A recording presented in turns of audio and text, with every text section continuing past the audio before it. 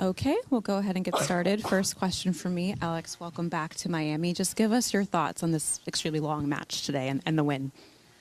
I'm really happy with the match today. I really had to dig deep. I know that Laura is such a fighter, so I'm happy with my patience and my strength, both physically and mentally today. Yeah. Awesome, thank you. First question up front, please. Here you go. Congratulations on a big win today. You're so popular, Oh. and you're dealing with it. It's incredible. And we talked to James Blake a little bit, and he said he has to give you center court. What is it like with all the adulation? How are you handling it? And anything you want to say to your fans? Thank you. I like to think that I'm handling it pretty well.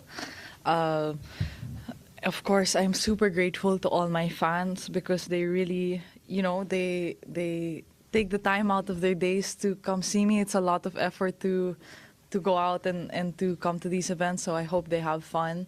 They purchase tickets, so they're spending their hard-earned money to come see us. So I'm really grateful for that. Yeah. Does it seem like a year that this really got you started? Coleman Wong did well here last year as well. And coming back to play this first match after last year, how many nerves did you feel? How much pressure did you feel that you didn't want to go out first round as well? There's a lot of talk. I mean, there's been a lot of talk towards my direction about this. So you say pressure of coming back, and it's real. I mean, it's definitely real. I guess it's natural for the public or whoever to have some sort of expectation because I did so well last year. But how I approach it is that all the work's been done before this tournament, So I'm happy because I've been doing well throughout the whole year, and I've had results even just last week and the week before and throughout the year from last Miami Open to this year. So this isn't a tournament where it's like everything's on the line, And if I don't get the points here with that I have to defend, I'll get them somewhere else. So even when I lost the first set today, I was just thinking, that was a good first set. I was able to compete. She played well when it counted. And I think that's kind of also the mindset that helped me sustain throughout the rest, like the other 2 hours of the match. Yeah. Welcome back. Thank you. This tournament, when you win this tournament, changes lives. Alcaraz changed his last year. Yours, Mensik, maybe even Fonseca to a certain point. Can you tell us the big changes in your life after you left this tournament? And again, you are having a great year. Quarters and semis almost every week. Talk about your progress. Thank you. I definitely have a lot more exposure now in the public eye, which is such a blessing, of course, to have this support and for me to be able to feel the support in my journey. It means so much because I really do work so hard, and it's acknowledged and it's celebrated. What have been the biggest changes? I think in terms of my life, this is my first year being fully on tour. So since Miami of last year, I haven't played a tournament that wasn't WTA. So I think professionally, the level that I am surrounded by has really kicked up a notch. So I think that's pushed me in many different ways. And of course, off the court, I'm recognized a little bit more, which is, which is obviously a very good thing. That means business is good. That means things are going well on court, and of course that means that people like me. So I guess that's that's always nice. Yeah. Stephanie, right here. Stephanie first. Hi, Alex. Congrats. Speaking of your first year on tour, I'm curious if there's anything that you and your team have learned or adapted on how you are approaching the matches, or maybe how you're approaching recovery, maybe now that you have more experience or more resources? Um, Let me think. It's hard to answer because I've had the same team pre-Miami last year until now, and I'm sure they have changed some things within them. But I think that's also what's the great thing about my team is they don't make it feel like such monumental changes for me. It feels like we take it day by day, and they really keep my feet on the ground. Yeah. Hi, Alex. You seem to have a very great sense of style on your Instagram. Do you love shopping and that? I saw your trip to Nike where the images were really great and you had all these sort of like custom sweaters and really cool stuff. Is that something you're interested at all in fashion and maybe in the future eventually having sort of like custom kits on court and things like that? I would love it. I am a fashion lover. I'm very much into kind of like pop culture, and for example, like when the Met Gala comes out and all the looks, like I'll go through them and I'll see.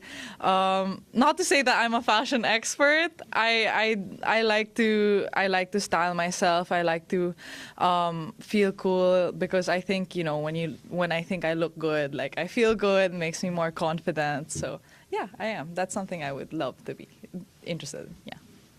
Hi, Alex. Hi. Congratulations on the win. Last year here, you played Iga in the quarterfinals, and you got that really big win.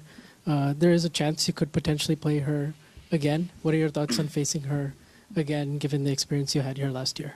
I would love to face her again. Of course, matches against players of Iga's caliber is always a great opportunity for me, and the fact that I'm able to put myself in a position where a potential matchup with her or even Magda is a possibility. I think that's a really positive sign for me, especially after today's match and how long that dragged out. I'm really happy, and very excited. Hi, Alex. Congratulations on your win. Obviously, we've talked a lot about your popularity. Particularly, I kind of wanted to ask you about your popularity within the Asian community as well. We've seen so many of the younger Asian tennis players now rising. We've mentioned Coleman Wong. Giannis is currently battling it with Eala right now. I'm just curious to know your thoughts on the development and the rise of young Asian players as you guys are making your way up the ranks and doing so well in these tournaments. I think it's such a good thing for tennis that Asian players are coming up and we're coming out on fire, and I think representation is really important, and I think we're in an era right now where a lot of different kind of demographics are being represented in the tour. So I think that's a great thing. I remember growing up, I really looked up to Lina because she was Asian. And of course, because she was just such a great competitor. So I think it could be really great for the next generation. Yeah. Hi, congrats. When you look back on your career, of course, the last year, this tournament might be one of the biggest achievement for you. But besides that, is there any like a big wins or particular tournament where you get confident, or it's not necessarily about the match, but maybe it's some like a decision making, like going to Rafa's Academy or something. So, what do you think is the kind of like a turning point of your career? I don't think. Well, of course, Miami Open last year is the obvious turning point in my career. But aside from that, I think it's really gone step by step, and it's been a progression, which I think is very healthy. And it really, I'm happy looking back at it to see the work I've put in, behind the scenes and seeing it come to life on court. And even, even when I lose, it's always part of the process. So I'm happy knowing that after those certain like difficult moments, I was able to bounce back. Yeah. Hey Alex, congrats. Putting this in perspective, you've always said to us that you're so happy that tennis is booming in the Philippines. Courts are hard to get. So many young players are now taking up the sport. But to push it up to the next level, to see someone else like you, we know your path was through the Nadal Academy at age 12. In other sports, it's also been the same. I've been around Philippine sports for 20 years, and it's always that if you want to make that international level, you have to train abroad. We had the Philippine Open. It's booming, you know, but what is your take on when you see the technology back home of coaching, development of players versus what you've experienced in Spain? What are your thoughts on that, and how would like a college star or a high school star make that next leap? Is it necessary to go abroad? As of right now, from what I know of the kind of level or how do you say, like what the resources or in terms of coaching and knowledge or things like that in the Philippines, I frankly think it's still quite far. I think we still have a gap to close. I think there's still a lot to learn for us, but I do believe we are in the right direction. Yeah. What has surprised you the most? I mean, for me, to see so many Filipino and Filipina fans, and the situation in Melbourne during the Australian Open with that queue waiting to get in for your matches. But when you look through the last 12 months, is there one thing that has really surprised you with your rise and attention? In terms of the crowd, you say? In terms of anything, really. But, I mean, obviously the crowds and the attention you receive, I would think, is a huge factor, especially what happened in Melbourne. Yes, Melbourne is one of the instances where that really stuck out to me. I didn't realize the size of the crowd until after my match when I had seen some videos, some clips online.